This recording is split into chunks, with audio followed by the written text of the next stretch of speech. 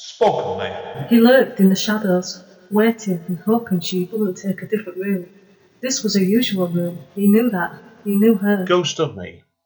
The new book by Amanda Steele can be found at Amazon, Kobo, Waterstones, and many, many other places. Hi guys, it's Andy N.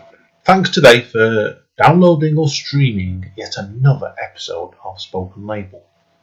As you may or may not be aware, Spoken Label was started in the beginning of 2006, and currently we have well over 150 sessions recorded since then. Although you can find it on various networks, the full archive is available for streaming and downloading at Spoken Label bandcamp.com. It is a free download or free stream in there, but obviously, if you feel like chucking me a few pennies that way, it'd be eternally grateful to help me keep this podcast going and keep improving my equipment, etc. Enjoy. Speak to you soon. Bye bye. Hi guys, Andy N, Spoken Label, back in the house. I'm on Zoom again tonight, and I'm going across the seas again to Ireland. This I've got a lovely lady on the side on Zoom with me tonight. This is the third person that's spoken for Ireland, actually, would you believe? And she doesn't know that. So, just spoke to a young lady the other day from Bantry way, and I've just spoke to a young gentleman the other night called Paul McNamara, who I think Anna might know actually, because he contacted me after I contacted Anna after seeing it on Facebook. So, Anna, do you want to introduce yourself to everybody? Tell them who you are. Yeah, thank you so much for having me. Yeah, thanks a million for having me. My name is Anna Jordan. I'm a founder of the spoken word movement in Ireland called Modhearts, and that started 5 years ago. And then it originated, it started off as an open mic and developed into something massive, and kind of started working nationally. So I founded a festival which is going to be in its oddest fourth year this summer online. And it's a spoken word literature festival, you know. But take us back then to the beginning, then when you started up as a creative person. Did it always come when you were very young then, did it, or did it come a bit later on? Yeah, it's kind of, I think a lot of us are born this way, you know, and some people, like, I feel like I could never be anything else but myself. Join the club. So I think I tried a few different personalities over the years, but they obviously made me very unhappy. Didn't work out at all. So yeah, I think I've been writing since I was small. I started winning a few competitions when I was in primary school, and then, like, absolute messer in school, wasn't really like made for it, you know. And then when I was in secondary school, I don't know, I think there was one or two teachers that believed in me, so that was great. That really helped. And then obviously I kind of stepped away from the arts, but I always went back to them. I used to be an actor and I used to try and write, but then I kind of, again, wasn't very happy with not getting parts in plays and stuff, so I started writing my own. Beautiful way, isn't it? That's the best way of looking at it. I'm a firm believer in that. You can't get what you want, you write what you want then, basically. So. Make it yourself. Yeah, that's it. So this the DIY approach. Do it yourself, totally. Definitely. So. Yeah, it is. So that's. Where does all your poetry come from then? Because I know, obviously, like you said, Modwords is still its 5th year now, straight away, isn't it? So were you active in your poetry performing before that then? Did it all lead to that? Yeah. Oh yeah. No, I used to be in writing classes when I was a kid. I always had an obsession with it, and my mother was quite artistic as well, you know, so she would have brought us around to all her kind of artistic events, and it just was in me. I used to be watching shows and plays and just being jealous, just wanting to be up there, or wanting to be part of it, you know. And so I don't think I started playwriting. Well, I was always a poet. I always wrote poetry and stuff, and it was definitely always who I was, you know. And then I started playwriting probably in about 2007 and continued that for 10 years or something. Wow. And then, you know, and then it was always spoken word and poetry, but like trying to find people to be interested in it with you at the time, it wasn't like it is now. So I Anything started like it off. is here, it's completely different because I've been active on the Artists in Manchester in 2007 myself. I know what it's like. It's changed a lot, and I bet Ireland, Waterford will be exactly the same. Well, it's taken the elbow pads out of it.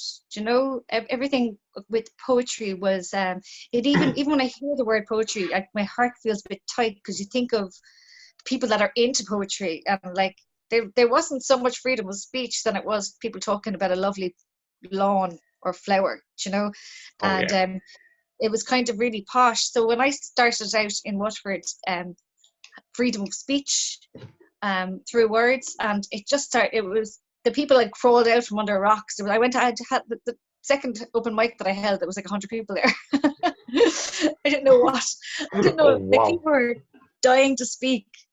Post recession. Wow. It Coming just out. shows you, doesn't it, that what sort of explosion you can cause sometimes, the ripple effect of that in realizing sometimes. Well, I was surprised it wasn't touched because I started to try and make shapes probably around, I don't know, many years before that. But then I kind of found myself in a marriage and I had 2 kids really, really close together, making it 3.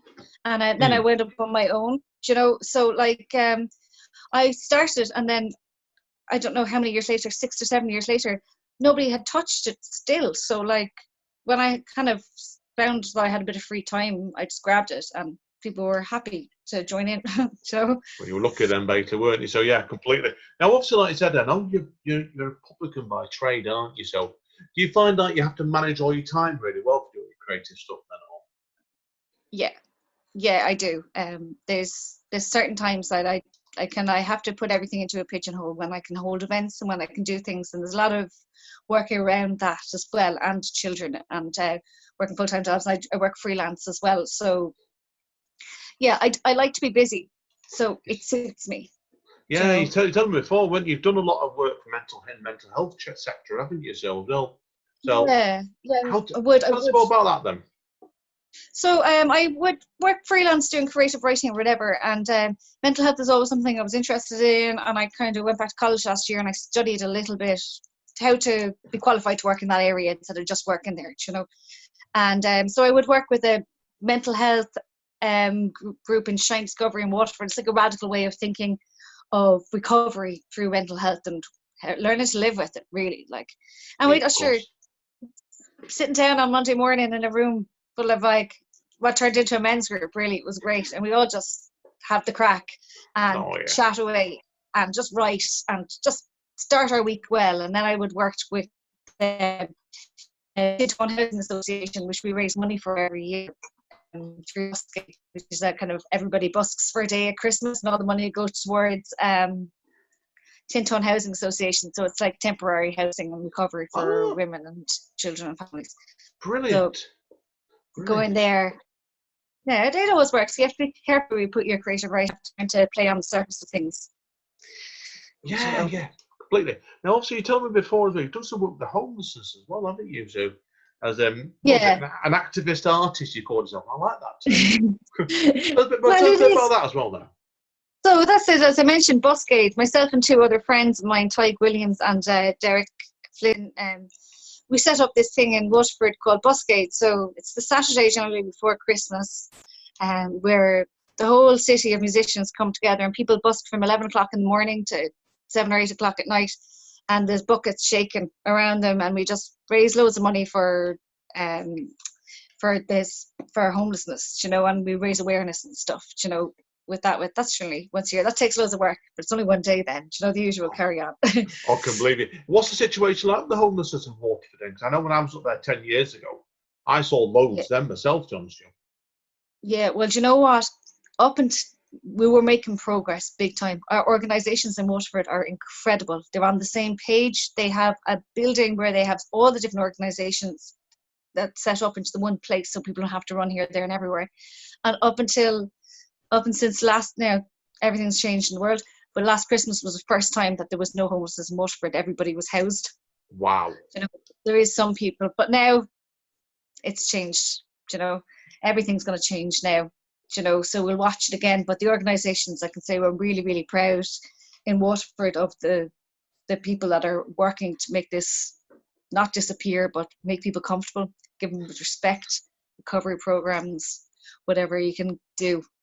You know. Brilliant. I know in Manchester, unfortunately, I'm not going to get involved in politics here. I know in the last few years it's got really bad on Central Manchester House. Yeah. The stories I could tell you that break your heart. That's where, but as you said before, there is people always trying to fight and help all the time. That's why I respect people like yourself and have done charity work like that, because you're trying to make a difference. That's something to be proud of straight away. They have this. I think what they're trying to do, which is very far behind in Ireland, especially, is just is respecting the drug users and the people that find themselves in this situation. Nobody wants it. You know, you're not born wanting this, and just I think people who have drug problems probably should be minded and respected a little bit more. If you give someone kindness, they can be anything they want. You know. Yeah. No, I get you completely. No, I agree with you straight away with that. So, like I said, I want a bit more interested down on a different topic as well. I know you've done a lot of work as a freelance festival programmer as well on a different topic. Yeah, tell us about that. I want to know more about that, because tell us what that involves and who you've done the work with for. I think it involves a level of OCD. I think it does. It does, and madness, and yeah, that's it. No, I what I was doing is when I started at Modhearts, you know, I was also working with. I also found myself working with Waterford Walls, which is it's murals and paintings all around Waterford. You know, I think it was the first one in Ireland, and I've ended up just volunteering and helping out, and I just learned so much. You know, I just learned so much, so it kind of gave me some tools. And so when I did have to go on and think about setting up my own festival, which is something I never would have a clue with. But we've got another organisation in Waterford called Spree, and it's an annual festival, street art festival. You know, so it's performances on parades, on streets, all this kind of stuff. It's a wonderful art. So I would have been with them since 1998, just volunteering, getting involved in things. So you don't know how much you're learning when you're around people that do things really well. Yeah. So when I came to, and I obviously would have like grown up in a pub, so knowing how to run a business was there in me from my parents' example, you know. So by the time it came for me to have an opportunity to run my own festival or think about running my own festival, I was kind of equipped with a few tools that I picked up along the way, and I'm not afraid of work, you know. So it just kind of came together. First year was very beautiful and raw, you know. Second year, and as I went on and as I'm going on, I just seemed to be growing more into this. And then I started getting other jobs here, there, and everywhere, because people knew I could do something. They always say, if you want to get something done, ask a busy person. So that's true. Yeah. Oh yeah. And you got a reputation slowly over time, didn't you? The more you did those sort of things. Yeah. Well, you kind of, I think it's important to be tough on yourself as well. So of course, you kind of have to keep going upwards, you know. Try and get things better. Yeah, of course, yeah. And that's why it's led into Modwords, done it in your Modwords festival, didn't it? So I was quite impressed when I read that Modwords is on now. You've got a Cork branch as well, haven't you? So. Oh, we did actually, because two of the girls. No, that's two of the girls that would have been in my groups and writing classes and stuff like that. They obviously went to college, you know, and they decided to they didn't want to leave it go. So they'd set up Modwords in Cork as well. So I was kind of half thinking, will I start spreading it out? But then that ran for about a year or so up in Cork, and then I was happy to kind of actually keep it in the one spot in Waterford. And the whole idea about it is kind of like, for a lot of entertainment, you have to go to Dublin and Galway in Ireland, and Waterford's often forgotten. So I'm stubborn out and it's like, no, they can come to us.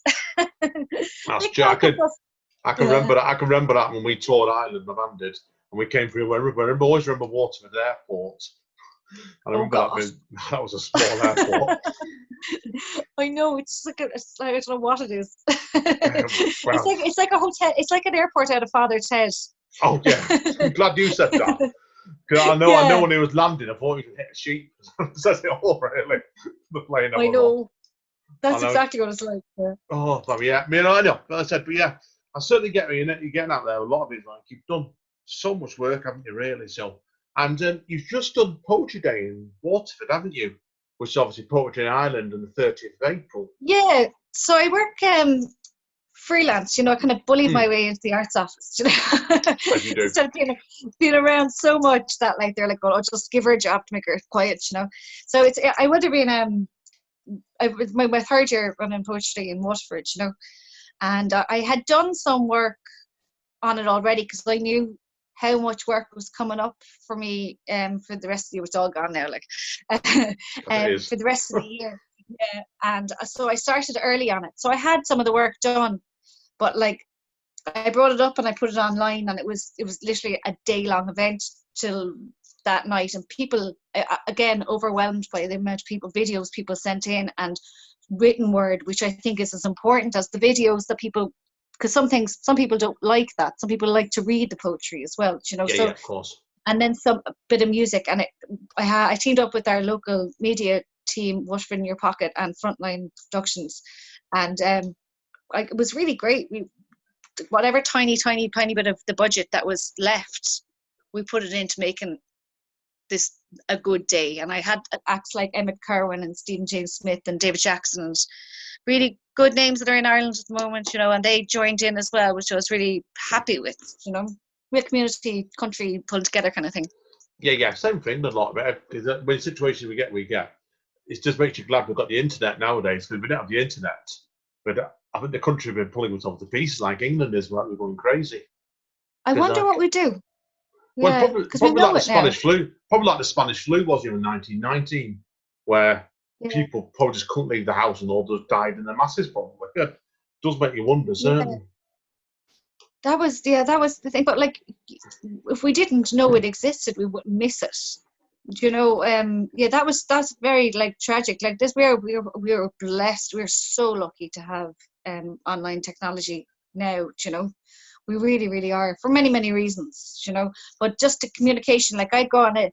I've never like properly drank with my mother in my life before. But all me and my three sisters and my mother going to piss on Zoom or Messenger or whatever on Saturday night now, like, so I've never, like, we're opening things up as well, which is good, Yeah, and almost my partner Amanda, her younger sister's birthday was a couple of weeks ago, just after it started. We had an online Zoom birthday party for her, me, Amanda, and her sister, and her sister's husband, and the four of us got drunk on two different locations. That sounds great fun. It is great fun, and like you just get to go away when you want to and go to bed. Like there's none of this trying to get a cab home. I know, yeah, that's true. Yeah, get drunk and you have to like stagger up a quick hallway into bed. Then I just lean over on the couch and go have a little nap. Yeah, also like I always like to ask Anna people. Obviously, Anna next is what do you have coming up and stuff. But it's very hard to judge at the moment, isn't it, with what situation we're in. Well, so do you know what I'm looking at now is I have the festival in July, Modhearts Fest. Now I got the dates wrong and put it into all the magazines, which doesn't matter now because that's grand. So I think it's 11th and 12th of July. But I've made promises to people already, and I want to keep that. So this year, with whatever grant I got, I offered to a small bursary of, I don't know, a couple of £100, nothing massive, to someone to go off and write something for me. And then because I'd be in partnership with all the businesses in Waterford and put it on the plays. But I'd still like to think outside the box now, and maybe honour everybody who I've invited to be involved with it already. And then we can do it. Like Poetry Day and all these online events are really, really working, so I'd like to do that. And then Culture Night is something by September. There's Culture Night every September, like, and I generally run that as well in Waterford. And regardless if we are a little bit more free or out and about a bit, people's confidence is not going to be there, and we'll still have to go online. Regardless, so we'll have to do both forever now. So every festival that's on now, we'll have to do it online. I know. I know what you mean. Everything, Same boat, because I co-run like quite a good literature open mic night in Manchester, and when it gets going again, because we used to get 60 people in this small room all the time, and I know when things pick up again, we'll probably have to do it to 15 in a month from there, and then perhaps an online one to cover for everybody else. I just know what's going to happen. You Well, do, don't? I think that it would be very, very fair if like a lot of spaces should be brought outside. And I know our weather in Ireland and England isn't predictable at all, and it's often wet and cold.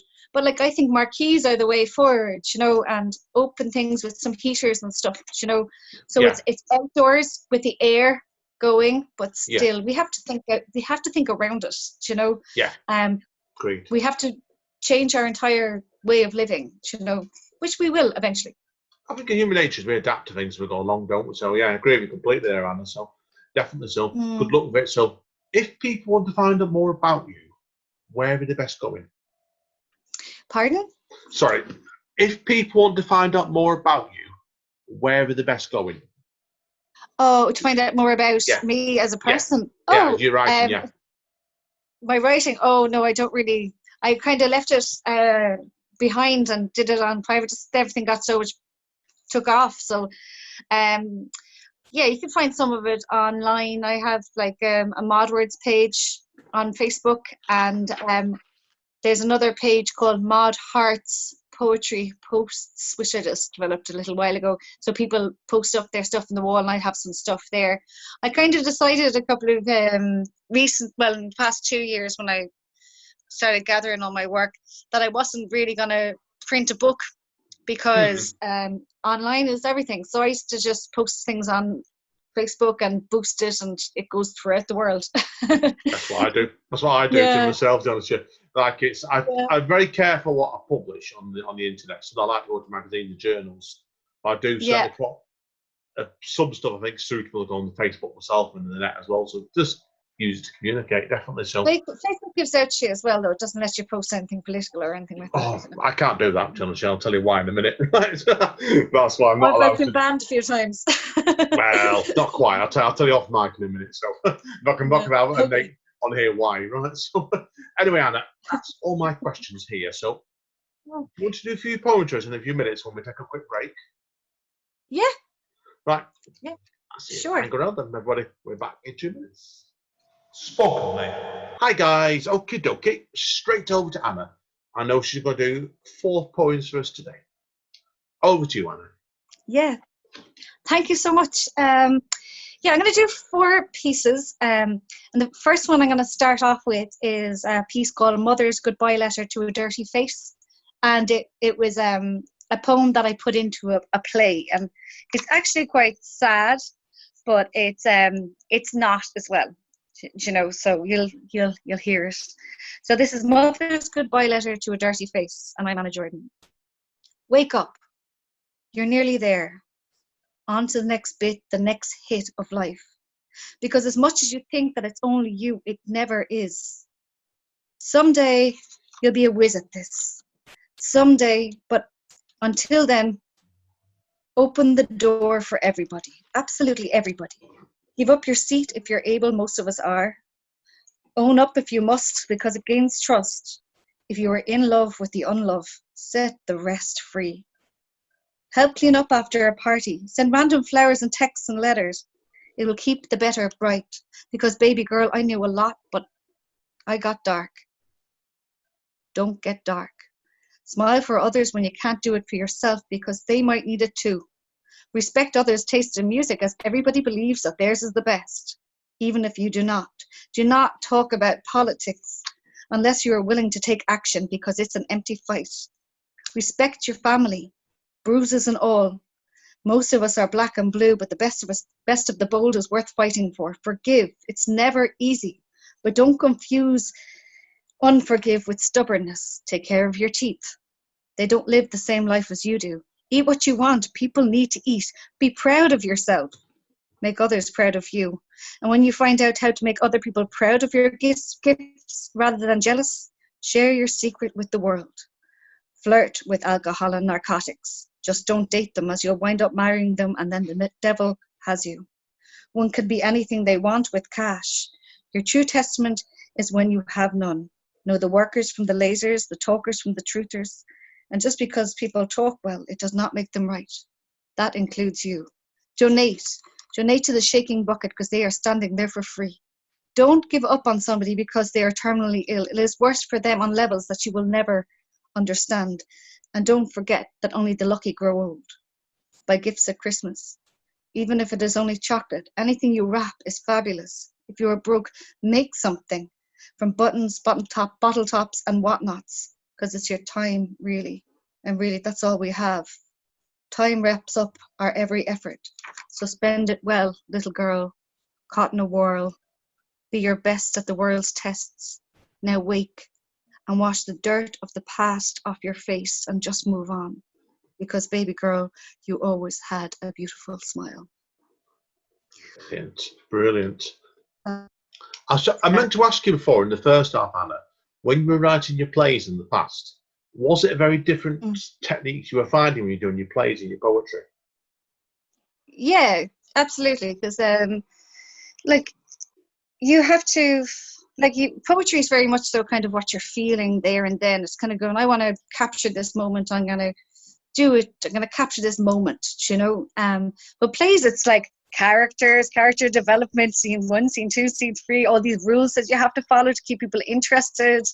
And then it has to own your brain for a couple of months and you have to think about nothing else. And then you write it, print it, then you have to find actors, directors, get a theatre, get a grant, blah, blah, blah, blah, blah. Yeah. Instead of just like writing a poem. Yeah, no, I get it completely. No, I agree. I agree.